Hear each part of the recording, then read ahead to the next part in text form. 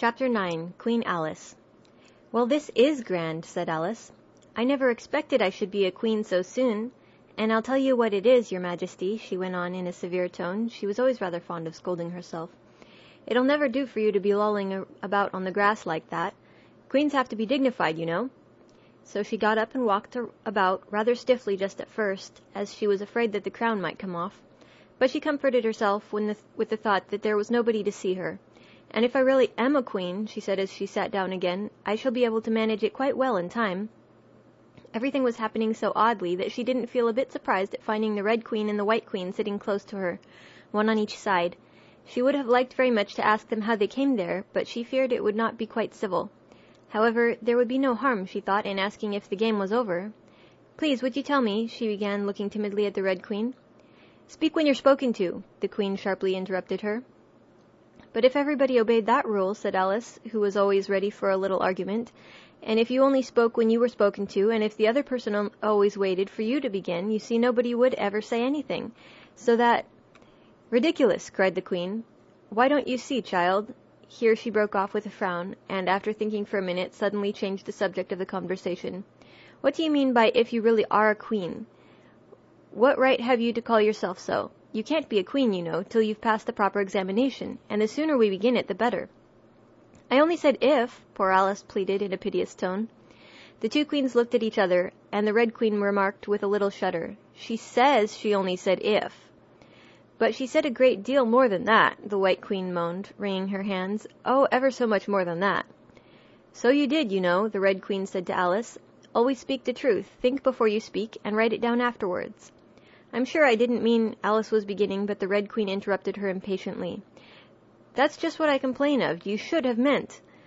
What do you suppose is the use of What do you suppose is the use of child without any meaning?" "Even a joke should have some meaning. And a child's more important than a joke, I hope. You couldn't deny that, even if you tried with both hands." "I don't deny things with my hands," Alice objected. "Nobody said you did," said the Red Queen. "I said you couldn't if you tried." "She's in that state of mind," said the White Queen, "that she wants to deny something, only she doesn't know what to deny." "A nasty, vicious temper," the Red Queen remarked. And then there was an uncomfortable silence for a minute or two. The Red Queen broke the silence by saying to the White Queen, "I invited you to Alice's dinner party this afternoon." The White Queen smiled feebly and said, "And I invite you." "I didn't know I was to have a party at all," said Alice, "but if there is to be one, I think I ought to invite the guests." "We gave you the opportunity of doing it," the Red Queen remarked, "but I dare say you've not had many lessons in manners yet." "Manners are not taught in lessons," said Alice. "Lessons teach you to do sums and things of that sort." "And you do addition?" the White Queen asked. "What's 1 and 1 and 1 and 1 and 1 and 1 and 1 and 1 and 1 and 1 and 1 and 1 and 1? "I don't know," said Alice. "I lost count." "She can't do addition," the Red Queen interrupted. "Can you do subtraction? Take 9 from 8. 9 from 8 I can't, you know," Alice replied very readily. "But—" "She can't do subtraction," said the White Queen. "Can you do division? Divide a loaf by a knife. What's the answer to that?" "I suppose," Alice was beginning, but the Red Queen answered for her. "Bread and butter, of course. Try another subtraction sum. Take a bone from a dog. What remains?" Alice considered. "The bone wouldn't remain, of course, if I took it, and the dog wouldn't remain. It would come to bite me, and I'm sure I shouldn't remain." "Then you think nothing would remain?" said the Red Queen. "I think that's the answer." "Wrong, as usual," said the Red Queen. "The dog's temper would remain." "But I don't see how—" "Why, look here," the Red Queen cried. "The dog would lose its temper, wouldn't it?" "Perhaps it would," Alice replied cautiously. "Then if the dog went away, its temper would remain," the Queen exclaimed triumphantly. Alice said as gravely as she could, "They might go different ways," but she couldn't help thinking to herself, "What dreadful nonsense we are talking." "She can't do sums a bit," the Queens said together with great emphasis. "Can you do sums?" Alice said, turning suddenly on the White Queen, for she didn't like being found fault with so much. The Queen gasped and shut her eyes. "I can do addition if you give me time, but I can do subtraction under any circumstances." "Of course you know your ABCs?" said the Red Queen. "To be sure I do," said Alice. "So do I," the White Queen whispered. "We'll often say it over together, dear. And I'll tell you a secret. I can read words of one letter. Isn't that grand? However, don't be discouraged. You'll come to it in time." Here the Red Queen began again. "Can you answer useful questions?" she said. "How is bread made?" I know that, Alice cried eagerly. You take some flour. Where do you pick the flour? The White Queen asked. In a garden or in the hedges? Well, it isn't picked at all, Alice explained. It's ground. How many acres of ground? Said the White Queen. You mustn't leave out so many things. Fan her head, the Red Queen anxiously interrupted. She'll be feverish after so much thinking. So they set to work and fanned her with bunches of leaves, till she had to beg them to leave off. It blew her hair about so. She's all right again now, said the Red Queen. Do you know languages? What's the French for fiddle-dee-dee? Fiddle-dee-dee's not English, Alice replied gravely. Whoever said it was, said the Red Queen. Alice thought she saw a way out of this difficulty this time. If you'll tell me what language fiddle-dee-dee is, I'll tell you the French for it, she exclaimed triumphantly. But the Red Queen drew herself up rather stiffly and said, Queens never make bargains. I wish queens never asked questions, Alice thought to herself. Don't let us quarrel, the White Queen said in an anxious tone. What is the cause of lightning? The cause of lightning, Alice said very decidedly, for she felt quite certain about this, is the thunder. No, she hastily corrected herself. I meant the other way. It's too late to correct it, said the Red Queen. When you've once said a thing, that fixes it, and you must take the consequences. Which reminds me, the White Queen said, looking down and nervously clasping and unclasping her hands. We had such a thunderstorm last Tuesday. I mean, one of the last set of Tuesdays, you know. Alice was puzzled. In our country, she remarked, there's only one day at a time. The Red Queen said, that's a poor, thin way of doing things. Now here, we mostly have days and nights 2 or 3 at a time, and sometimes in the winter we take as many as 5 nights together, for warmth, you know. Are 5 nights warmer than 1 night, then? Alice ventured to ask. 5 times as warm, of course. But they should be 5 times as cold, by the same rule. Just so, cried the Red Queen. 5 times as warm and 5 times as cold, just as I'm 5 times as rich as you are, and 5 times as clever. Alice sighed and gave it up. It's exactly like a riddle with no answer, she thought. Humpty Dumpty saw it, too, the White Queen went on in a low voice, more as if she were talking to herself. He came to the door with a corkscrew in his hand.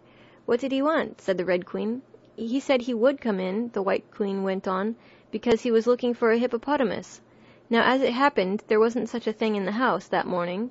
Is there generally? Alice asked in an astonished tone. Well, only on Thursdays, said the Queen. I know what he came for, said Alice. He wanted to punish the fish, because... Here the White Queen began again. It was such a thunderstorm, you can't think. She never could, you know, said the Red Queen. And part of the roof came off, and ever so much thunder got in, and it went rolling round the room in great lumps and knocking over the tables and things, till I was so frightened I couldn't remember my own name. Alice thought to herself, I never should try to remember my name in the middle of an accident. What would be the use of it? But she did not say this aloud, for fear of hurting the poor Queen's feelings. Your Majesty must excuse her, the Red Queen said to Alice, taking one of the White Queen's hands in her own, and gently stroking it. She means well, but she can't help saying foolish things, as a general rule. The White Queen looked timidly at Alice, who felt she ought to say something kind, but really couldn't think of anything at the moment. She never was really well brought up, the Red Queen went on, but it's amazing how good-tempered she is. Pat her on the head and see how pleased she'll be. But this was more than Alice had courage to do. A little kindness, and putting her hair in papers, would do wonders with her. The White Queen gave a deep sigh, and laid her head on Alice's shoulder. I am so sleepy, she moaned. She's tired, poor thing, said the Red Queen. Smooth her hair, lend her your nightcap, and sing her a soothing lullaby. I haven't got a nightcap with me, said Alice, as she tried to obey the first direction, and I don't know any soothing lullabies. I must do it myself, then, said the Red Queen, as she began. Hush-a-bye, lady, in Alice's lap, till the feast's ready, we've time for a nap. When the feast's over, we'll go to the ball, Red Queen and White Queen and Alice and all. And now you know the words, she added, as she put her head down on Alice's other shoulder. Just sing it through to me. I'm getting sleepy, too. In another moment, both queens were fast asleep and snoring loud. What am I to do? Exclaimed Alice, looking about in great perplexity, as first one round head and then the other rolled down from her shoulder and lay like a heavy lump in her lap. I don't think it ever happened before that any one had to take care of 2 queens asleep at once. No, not in all the history of England it couldn't, you know, because there never was more than 1 queen at a time. Don't wake up, you heavy things, she went on in an impatient tone. Oh, do wake up, you heavy things, she went on in an impatient tone. But there was no answer but a gentle snoring. The snoring got more distinct every minute, and sounded more like a tune. At last she could even make out the words, and she listened so eagerly that when the two great heads vanished from her lap she hardly missed them. She was standing before an arched doorway over which were the words Queen Alice in large letters, and on each side of the arch there was a bell handle. One was marked Visitor's Bell, and the other's Servant's Bell.